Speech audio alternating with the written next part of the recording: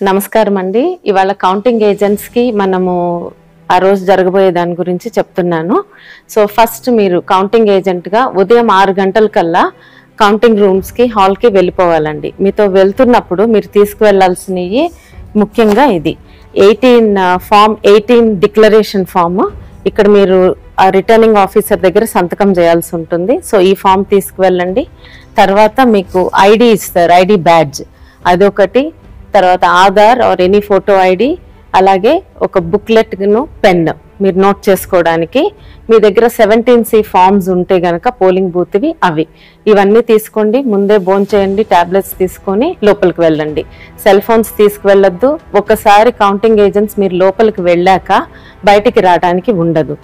So అలాగే మీ badge మీద ఉన్న నెంబర్, అంటే మీకు ఏ టేబుల్ నెంబర్ అనేది ముందే తెలుస్తుంది, ఏ టేబుల్ నెంబర్ వద్ద కూర్చుంటారో. సో మీరు ఆ టేబుల్ దగ్గరే కూర్చోవాలి, ఇంకెక్కడికి తిరగడానికి ఉండదు. సో ఇప్పుడు లోపలికి వెళ్ళాక కౌంటింగ్ హాల్ సెటప్ గురించి చెప్తాము. సో మీరు లోపలికి సైన్ చేసి వెళ్ళాక ఇలా హాల్లోకి వెళ్ళాక ఇదంతా రెడ్ కలర్ లో ఉన్నది ఫెన్స్ ఉంటుందండి.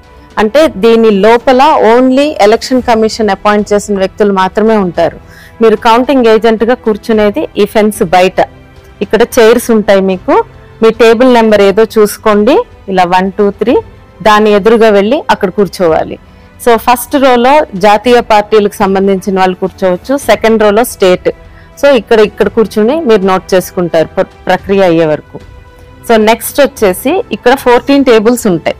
సో ఇది ఎమ్మెల్యే సెటప్ ఒకటి ఉంటుంది, ఎంపీకి ఒక కౌంటింగ్ హాల్ ఉంటుంది. సో 2 కౌంటింగ్ హాల్స్ ఉంటాయి. సో ఎక్కడైనా సరే 14 టేబుల్స్ ఉంటాయి. ఈ 14 టేబుల్స్ లో ఒక్కొక్క టేబుల్ వద్ద మీకు ఒక కౌంటింగ్ సూపర్వైజరు, కౌంటింగ్ ఆఫీసరు, ఒక అబ్జర్వర్ ఉంటారు అన్నమాట. అలాగే ఒక రిటర్నింగ్ ఆఫీసర్ ఉంటారు, ఒక అసిస్టెంట్ రిటర్నింగ్ ఆఫీసర్, మన ఏజెంట్, ఇంకొక ఏజెంట్. ఇక్కడ ఈ అసిస్టెంట్ రిటర్నింగ్ ఆఫీసర్ దగ్గర కూడా ఎమ్మెల్యేను, ఎంపీ ఏజెంట్స్ ఉంటారు. అలాగే మీకు పోస్టల్ బ్యాలెట్స్ అది జరుగుతుంటే అదే పోస్టల్ బ్యాలెట్ టేబుల్ దగ్గర కూడా మన ఏజెంట్, ఎమ్మెల్యే గాని ఎంపీ ఏజెంట్ గాని ఉంటారు. సో ఇది సెటప్. ఇప్పుడు కౌంటింగ్ ప్రక్రియ గురించి అండి. సో మొదట కౌంటింగ్ అనేది పోస్టల్ బ్యాలెట్స్ తో మొదలవుతుంది. మీకు 7 నియోజకవర్గాలు ఉన్నాయనుకోండి, ఒక పార్లమెంట్ పరిధిలో 7 కౌంటింగ్ హాల్స్ ఉంటాయి. అలాగే ఎమ్మెల్యేవన్నీ విడిగా జరుగుతాయి, ఒక హాల్లో జరుగుతుంది. ఎంపీ కౌంటింగ్ విడిగా జరుగుతుంది. సో పోస్టల్ బ్యాలెట్స్ ఒక ఎమ్మెల్యేకి అదే హాల్లో పక్కన కొన్ని టేబుల్స్ వేస్తారు, అంటే ఒక 4-5 టేబుల్స్ వేసి పోస్టల్ బ్యాలెట్ కౌంటింగ్ జరుగుతుంది. పోస్టల్ బ్యాలెట్స్ ఆర్ఓ ఆఫీసర్ ఆధ్వర్యంలో జరుగుతుంది. అలాగే మన ఏజెంట్స్ కూడా ఉంటారు అక్కడ. సో అది ఒక జరిగిన మొదలుపెట్టిన అరగంటకి 30 నిమిషాల తర్వాత ఈవీఎం మెషిన్ కౌంటింగ్ లు స్టార్ట్ అవుతుంది. సో ఇప్పుడు ఆ ఈవీఎం మెషిన్ కౌంటింగ్ ఎలా ఉంటుందో చూద్దాము. ఎంపీకి ఏమో విడిగా ఇంకొక రూమ్ లో పోస్టల్ బ్యాలెట్ కౌంటింగ్ జరుగుతూ ఉంటుంది. అక్కడ కూడా ఆర్ఓ అధికారిను, మన ఏజెంట్స్ ఉంటారు. సో ఇప్పుడు ఈవీఎం కౌంటింగ్ ఎలా జరుగుతుందో చూద్దాం. సో మీకు ముందుగానే మీ టేబుల్ నెంబర్ ఏదో మీకు తెలుసు కదా. సో ఆ టేబుల్ దగ్గరికి వెళ్ళి మీరు ఫెన్స్ బయట కూర్చొని ఉంటారు. ఇక్కడ సెటప్ ఇలా ఉంటుంది. ఇదిగోండి టేబుల్, ఉదాహరణకి టేబుల్ 1. ఈ టేబుల్ 1కి పోలింగ్ బూత్స్ 1 నుంచి 1వ కంట్రోల్ యూనిట్ వస్తుంది. ఫస్ట్ ఇది ముందుగానే నిర్ధారించబడి ఉంటుంది, ఏ పోలింగ్ బూత్స్ నుంచి వస్తాయి టేబుల్ 1కి అనేది. సో అలాగే ఇప్పుడు టేబుల్ 2 ఉందనుకోండి, పోలింగ్ బూత్ 2 నుంచి కంట్రోల్ యూనిట్ 1 వస్తుంది. అలాగే టేబుల్ 14 అయితే పోలింగ్ బూత్ 14 నుంచి కంట్రోల్ యూనిట్ 1 వస్తుంది. సో ఈ ప్రక్రియలో జరుగుతుంది. ఇది ముందే నిర్ధారించుంటుంది. ఇక్కడ 2 కౌంటింగ్ సూపర్వైజర్లు ఉంటారు, ఒక అబ్జర్వర్ ఉంటారు. ఈ కంట్రోల్ యూనిట్ ఏదొచ్చినా ఒక ఈఎంవి మెషిన్ కి కూడా కనెక్ట్ చేసి ఉంచుతారు.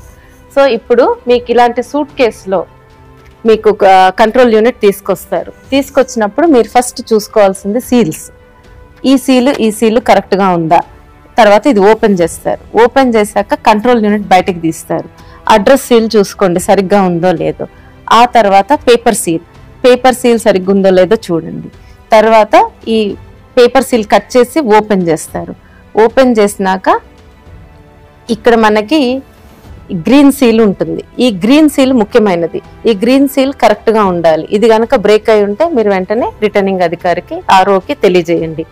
సో ఆ గ్రీన్ సీల్ కూడా కరెక్ట్ గానే ఉందనుకోండి, అప్పుడు మీకు మెషిన్ ఆన్ చేస్తారు. మెషిన్ ఆన్ చేశాక రిజల్ట్ బటన్ నొక్కే ముందు మీకు ఈ సూట్ కేసు ఉంది కదా, దానిలో 17C బయటికి తీస్తారు.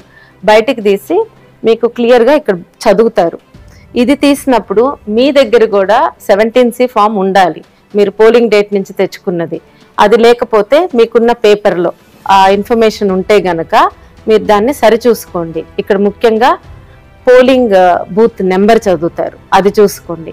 ఆ తర్వాత నెక్స్ట్ కంట్రోల్ యూనిట్ నెంబర్ చదువుతారు, అది కూడా మీతో సరిగ్గా ఉందో లేదో చెక్ చేసుకోండి మీ దగ్గర ఉన్న 17Cలో.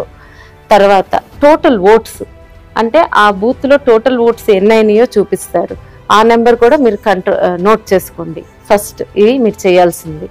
తర్వాత ఈ గ్రీన్ సీల్ సరిగ్గానే ఉంది అనుకున్నాక ఈ బటన్ నొక్కుతారనమాట. ఈ బటన్ నొక్కగానే మీకు రిజల్ట్స్ కనిపించడం మొదలవుతాయి. సో రిజల్ట్స్ వస్తున్నప్పుడు ఫస్ట్ మీకు పోలింగ్ తేదీ కనిపిస్తుంది, నోట్ చేసుకోండి. తర్వాత టోటల్ నెంబర్ ఆఫ్ ఓట్స్ కనిపిస్తాయి.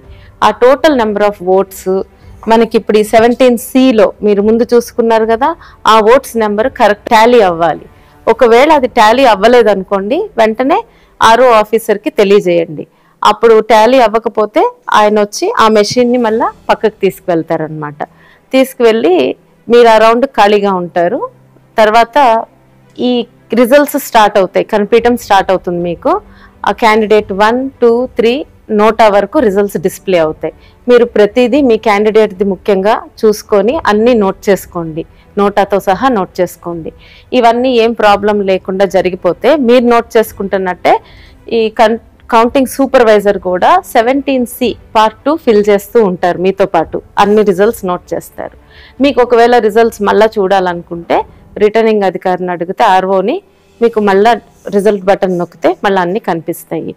ఒకవేళ ఇదంతా సవ్యంగా అయిపోయింది, అందరూ అగ్రీ అయ్యారనుకోండి, ఒప్పుకుంటే మీకు కౌంటింగ్ సూపర్వైజర్ 17C పార్ట్ 2 సంతకం పెట్టమని అడుగుతారనమాట. సో దానిలో మీకు ఆ కంట్రోల్ యూనిట్ నెంబర్ కూడా రాసి అవును ఇది ఇదే కంట్రోల్ యూనిట్లో జరిగింది కౌంటింగ్ అని చెప్పి మీరు సంతకం పెడతారు.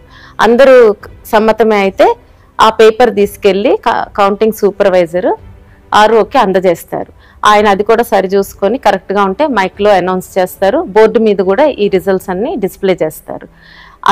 ఇదంతా జరిగితే ఒక రౌండ్ ప్రక్రియ కంప్లీట్ అయినట్టు. సామాన్యంగా ఈ రిజల్ట్స్ అనేది 2-3 నిమిషాల్లో అయిపోతుంది, కానీ ఈ చెకింగ్ అంతా అవ్వడానికి మినిమం అరగంట పడుతుంది. సో దాంతో ఒక రౌండ్ అయినట్టు. ఆ రౌండ్ అయిపోయాక నెక్స్ట్ ఈ అనౌన్స్ చేసిన పేపర్ ఈ 17C పార్ట్ 2ని ఇంకొక ఆఫీసర్కి ఇస్తారు. అది ఫామ్ 20లో ఇదన్నీ భద్రపరుస్తారు. ఫామ్ 20ని బట్టే మనకి తర్వాత క్యాండిడేట్స్కి అందించేది, దాన్ని బట్టే మన డిక్లేర్ చేసేది రిజల్ట్ని. సో ఇప్పుడు ఇదంతా అయిపోయాక మళ్ళీ మీ టేబుల్కి పోలింగ్ బూత్ 1 నుంచి సెకండ్ కంట్రోల్ యూనిట్ వస్తుందన్నమాట.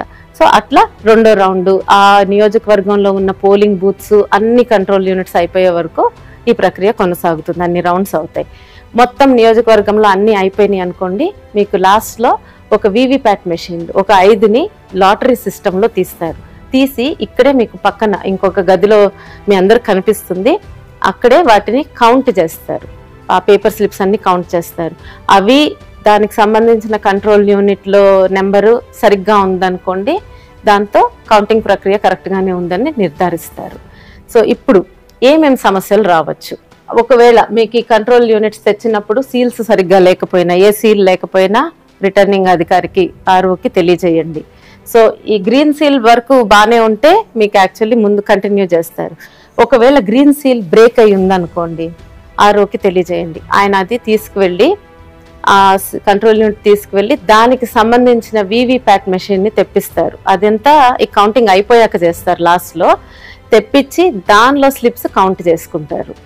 తర్వాత ఇది ఆన్ అవ్వలేదు, మీరు ఆన్ బటన్ నొక్కినా కూడా కంట్రోల్ యూనిట్ ఆన్ అవ్వలేదు, ఆర్ఓకి తెలియజేయండి. ఆయన బ్యాటరీ తీసుకొచ్చి పెడితే అది ఆన్ అయితే కౌంటింగ్ కంటిన్యూ అవుతుంది. లేదు అది వేసినా కూడా ఆన్ అవ్వలేదు అనుకోండి, కంట్రోల్ యూనిట్ని పక్కకి తీసుకెళ్ళి పెడతారు. సేమ్ మళ్ళీ వీవీప్యాట్ మెషిన్తో స్లిప్స్ కౌంట్ చేస్తారు. రెండవది మీకు టోటల్ ఓట్స్ 17C ఫామ్ మీద టోటల్ ఓట్స్ కౌంటింగ్ కంట్రోల్ యూనిట్లో టోటల్ ఓట్స్ తేడా ఉందనుకోండి, అంటే ఎక్కువ ఉన్నాయనుకోండి కంట్రోల్ యూనిట్లో, అంటే మాక్ రిజల్ట్స్ ఏమన్నా ఇరేజ్ చేసి ఉండకపోవచ్చు. ఆ యూనిట్ని కూడా తీసుకువెళ్ళి రిటర్నింగ్ అధికారి ఆర్ఓ టేబుల్ మీద పెడతారు. దానికి సంబంధించిన వీవీప్యాట్ మెషిన్ని కూడా తెచ్చి దానిలో ఉన్న బ్లాక్ ఎన్వలప్లో పాతవి ఉంటాయి మాక్ రిజల్ట్స్, అవి కౌంట్ చేసి దాని వరకు సబ్ట్రాక్ట్ చేస్తారనమాట.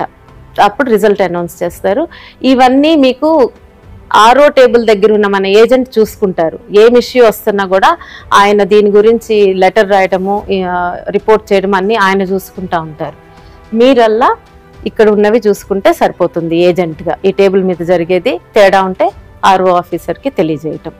సో ఇవి అండి వచ్చే ఇష్యూస్. ఏమన్నా మీరు దయచేసి కౌంటింగ్ ప్రక్రియ మొత్తం కంప్లీట్ అయ్యే వరకు హాల్లోనే ఉండండి. పొరపాటున మనకి మెజారిటీ వస్తుందనో ఇంకేదన్నా విషయమనో వదిలేసి బయటికి రావద్దు. మీకు ఇంకా ఏదన్నా డౌట్స్ ఉన్నాయనుకోండి, మీరు ఎలక్షన్ కమిషన్ ఆఫ్ ఇండియా ఇచ్చిన హ్యాండ్ బుక్లో చూసుకొని రిఫర్ చేసుకోండి, లేదా మీ సీనియర్స్ని ఎవరైనా అడిగి తెలుసుకోండి. Thank you.